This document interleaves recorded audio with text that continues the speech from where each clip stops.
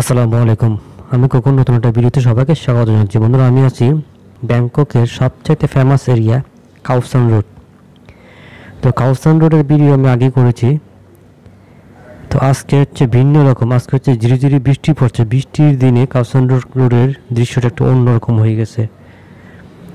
আপনারা দেখতে পাচ্ছেন চারিদিকে এই জায়গায় কিন্তু ওপেনলি থাকে। তো চারিদিকে ছাতার মতো করে নতুন করে ওনারা আজকের দিনটা উদযাপন করতেছে। তো সম্ভবত বৃষ্টি আসলে সবসময় এইভাবে সাজায়। তো আমি প্রথম দেখলাম এরকম বৃষ্টির দিনে, তো ভাবলাম আজকে ভিডিও করি। এখানে অনেকে আসে ড্রিঙ্ক করার জন্য, অনেকে আসে ঘুরে দেখার জন্য। আমি জাস্ট ঘুরে দেখার জন্য আসছি। আমি কোনো রকম ড্রিঙ্ক করি না। এখানে ড্রিঙ্ক করার পাশাপাশি বিভিন্ন ধরনের শপও বসে, খাবারের আইটেম, ফাস্টফুড, স্ট্রিট ফুড, এই ধরনের খাবারগুলো। অবশ্য সব ধরনের স্ট্রিট ফুড আমরা খেতে পারি না। এখানে আমাদের জন্য কিছু আছে অবশ্য হালাল, কি বলে, শর্মা আছে হালাল। এছাড়া অন্য অন্য খাবারগুলো খেতে হলে দেখে খেতে হবে আর কি। দর্শক, আমি আবারও বলছি, আমি আছি ব্যাংককের সবচেয়ে ফেমাস এরিয়া কাও সান রোড। আর কাও সান রোড আপনারা এয়ারপোর্ট থেকে সরাসরি কীভাবে আসবেন সেটা নিয়ে আমি একটা ভিডিও করব। ট্রেনে করে কীভাবে আসবেন এমআরটি দিয়ে একদম অল্প টাকার মধ্যে।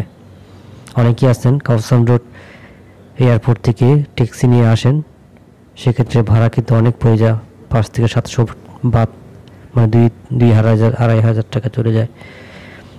তো আমি ট্রেনে কীভাবে আসা যায় 150 টাকা 200 টাকার ভিতরে, সেটা আমি একটা ভিডিও করব, করে আমার চ্যানেলে দিব।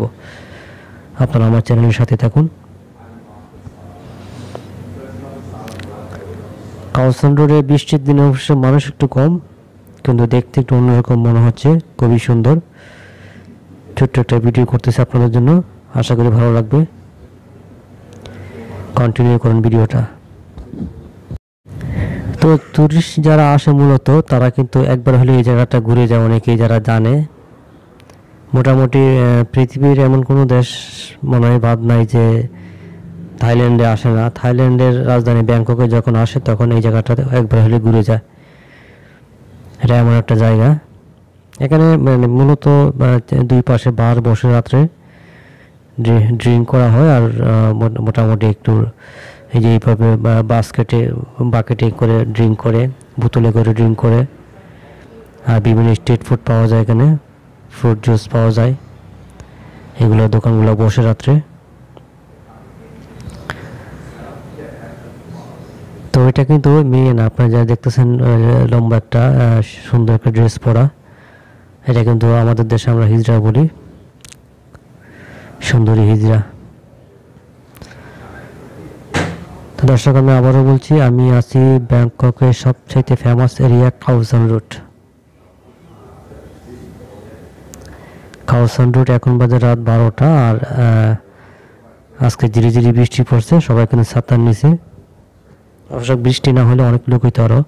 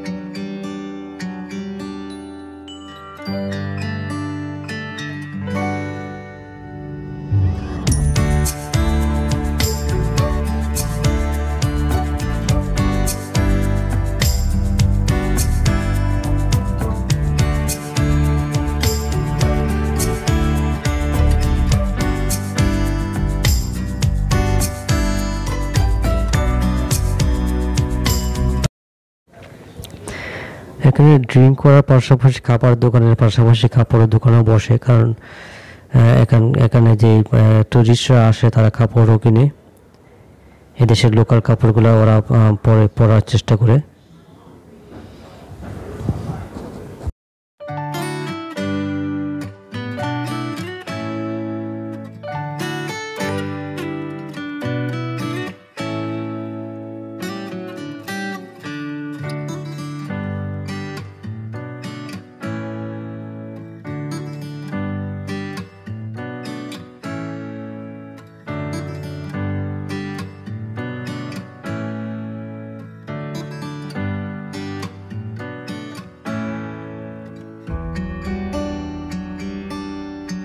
আর দর্শক, 7-Eleven কিন্তু এই রুটেও পাবেন, কারণ 7-Eleven সব জায়গায় আছে, আর এখানে তো ফেমাস একটা এরিয়া, এখানে তো অবশ্যই থাকবে।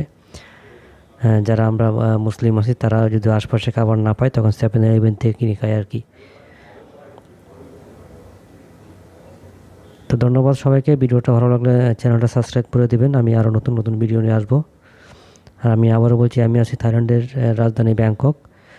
আর এখন যে জায়গাটা আছে সবচাইতে ফেমাস এরিয়া থাইল্যান্ডের মধ্যে, ব্যাংককের মধ্যে, এটা হচ্ছে খাও সান রুট। আর আজকে হচ্ছে ধীরে ধীরে বৃষ্টি পড়ছে, এখন বাজে রাত 12টা। বৃষ্টির দিনে খাও সান রুট দেখতে কেমন সেটা আপনাদের একটু দেখানোর জন্য ছোট্ট একটা ভিডিও করলাম। আশা করি ভালো লাগবে। ধন্যবাদ সবাইকে।